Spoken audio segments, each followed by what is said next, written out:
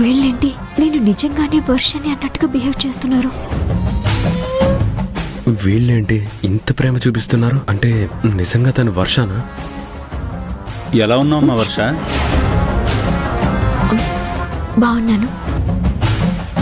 ఏంటమ్మా మమ్మల్ని మర్చిపోయావా? నీ కన్న వాళ్ళ దగ్గరికి వెళ్ళిన దగ్గర నుంచి కనీసం ఒక ఫోన్ కూడా చేయలేదు.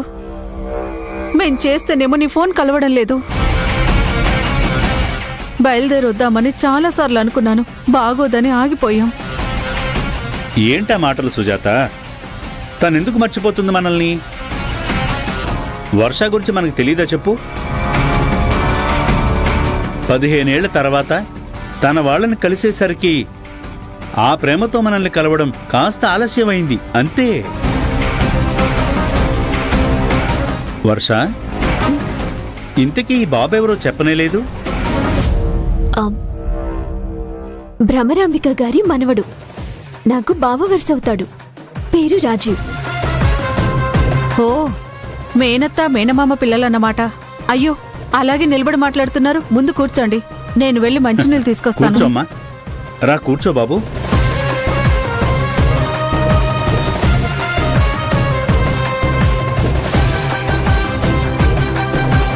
అమ్మా వర్ష, నీ కన్న తల్లిదండ్రులు, మీ నాన్నమ్మ భ్రమరాంబిక గారు అందరూ బాగున్నారా? అమ్మా నాన్నమ్మ బాగున్నారు. అప్పుడు నేను నదిలో పడిన టైంలోనే నాన్న అదే నదిలో పడి చనిపోయారంట.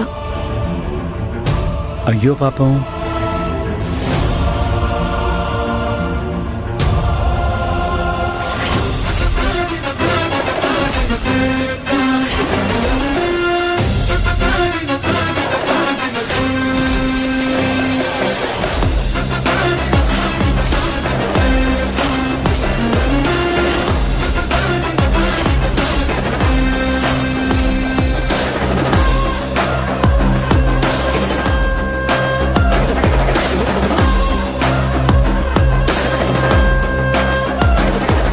పేరెంట్స్తో పాటు ఫోటోలో కూడా ఉందంటే నిజంగా తను వర్షనేనా? వీళ్ళు నన్ను వర్షలా రిసీవ్ చేసుకోవటమే పెద్ద షాక్. అంటే ఫోటోలో వీళ్ళతో పాటు నేను కూడా ఉన్నానండి. ఇది ఎలా సాధ్యం?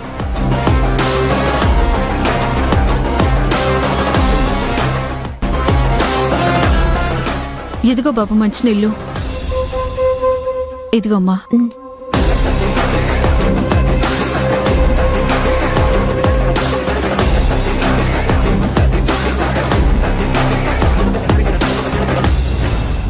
పిల్లల్లేని మాకు శ్రీరామచంద్రుడు వరంలా మాకు వర్షాన్ని ప్రసాదించాడు. రాజీవ్ బాబు, తాను మా మీద చూపించిన ప్రేమానురాగాలు, ఆప్యాయత మా ఇద్దరికీ జీవితకాలపు మధుర జ్ఞాపకాలు. వర్ష కన్న వాళ్ళ దగ్గరికి వెళ్ళినా కూడా తనెక్కడ ఉన్నా సంతోషంగా ఉండాలనుకుంటామే కాని పెంచిన మాకు తన మీద హక్కుంది అనుకోం. కాకపోతే అప్పుడప్పుడు ఇదిగో ఇలా వచ్చిపోతే మాతో పాటు ఒకరోజు గడిపితే మాకు తృప్తిగా ఉంటుంది. మీతో పాటు ఫోటోలో తనుందేంటి? అదేం ప్రశ్న బాబు? మేం పెంచిన మా కూతురు మాతో పాటు ఫోటోలో ఉంది. అందులో అంత ఆశ్చర్యపోవలసిన అవసరమేముంది? ఎందుకు అలా అడిగారు? ఏం లేదండి. నేను 15 సంవత్సరాల తర్వాత అక్కడికి వెళ్ళాను కదా. ఎంత నేనే వర్షని అని నమ్మినా ఏదో ఒక మూల చిన్న డౌట్ ఉంటుంది కదా, అందుకే అలా అడుగుంటాడు. అవునా? నువ్వు మాకు దొరికినప్పుడు నీతో పాటున్న నగల పెట్టే నువ్వు తీసుకెళ్ళావు కదా. నువ్వు వర్ష అనడానికి అంతకన్నా సాక్ష్యం ఇంకేముంటుంది? ఆ నగలిచ్చాను. రాజీవ్ గారితో సహా అందరూ నమ్మారు. కానీ ఊరికే అలా అడిగారు. చాలా దూరం ప్రయాణం చేసి వచ్చారు. కాస్త ఫ్రెష్ అయితే భోజనం చేస్తూ మాట్లాడుకుందాం. రా రాజీవ్ బాబు, నీకు రూమ్ చూపిస్తాను.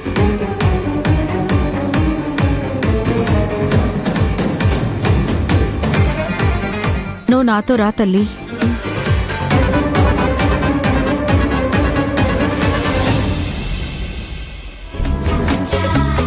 ఏమైనా చెయ్యి. ఆ సూపేంటే అట్టా చూసేస్తున్నావాణ్ణి. నన్ను పెళ్లి చేసుకోబోయేవాడిని సుత్తే తప్పేటమ్మా. చెస్ నోర్మై. వాడు ఏడ్స్ చేస్తున్నాడో నీకింకా అర్థం కాలేదా? ఏడ్చేసినాడమ్మా, తీసుకెళ్లిపోయి దాపెట్టినాడు, అంతే కదా. అంతే కదా అని అంత తేలిగ్గా కొట్టి పడేత్తవేటే? నీ పెళ్లి రామరాజుతో చేయించడానికి వర్షాన్ని కిడ్నాప్ చేయించినాను. కాని ఆ దాసుగాడి శాతకాన్ని తనం వల్ల వర్షాన్ని రాజీవ్ గడు ఇడిపించుకుని తీసుకెళ్లిపోయినాడు. కాని రామరాజు నిన్ను బంధించి నన్ను ఎంత బెదిరించినాడో నీకు తెలుసా? ఎంత కంగారు పెట్టినాడో తెలుసా? ఆ వర్ష కోసం నీకు ముప్పు తలపెట్టినాడే. నీ జీవితానికి అవసరం ఏటంటాడు? ఒగ్గే, నీకు మహారాజు లాంటి సంబంధం చూసి నా నీకు పెళ్లి చేస్తానే. ఏటమ్మా ఒగ్గేయాలా? రామరాజు మీద నాకున్న పేమెంటో నీకు తెలిసే నువ్వు ఈ మాట అంటున్నావా? నీకు ప్రేమ ఉంటే సరిపోతుందా ఏటి? ఆ గుంటడికి నీ మీద ప్రేమ ఉండాల్సిన అవసరం లేదా? ఎంతసేపు వర్ష వర్ష వర్ష అని ఆ గుంట పేరునే జపం చేస్తున్నాడే తప్ప ఒక్కసారైనా నీ గురించి ఆలోచన ఉందా? ఉంటే నిన్నెత్తుకుపోయి దాసేటోడా ఏంటి చెప్పు? చూడమ్మా, ఇప్పటిదాకా రామరాజు మీద నాకున్న ప్రేమే నాకు తెలుసు గాని ఇప్పుడే కదేటి రామరాజుకి నా మీదున్న ప్రేమ విషయం తెలిసింది. కిడ్నాప్ చేశాక ఆ ప్రేమను నేను చూడగలిగానమ్మా. ఇప్పుడు ఏటంటున్నావే? అవునమ్మా, నా మీద ప్రేమ లేకపోతే నన్నంత జాగ్రత్తగా ఎందుకు చూసుకుంటాడు చెప్పు? వర్షని నువ్వు కిడ్నాప్ చేయించేసినావని నన్ను బంధించాడే గాని రామరాజు నాకేటి కష్టం కలగనీయలేదమ్మా. కసురుకున్నాడే గాని తిట్టలేదు, తాళ్లతో కట్టేశాడు గాని కొట్టలేదు. ఆకలికి నన్ను తట్టుకోలేనని చెప్తే తినిపించాడే గాని ఆకలితో కడుపు మాడి నీ సావును సావని నన్ను నొగ్గేలేదమ్మా. ఇప్పుడే నన్ను ఇంత బాగా చూసుకుంటే ఒకవేళ నా మీద ప్రేమ పుడితే నన్ను ఇంకెంత బాగా చూసుకుంటాడమ్మా రామరాజు.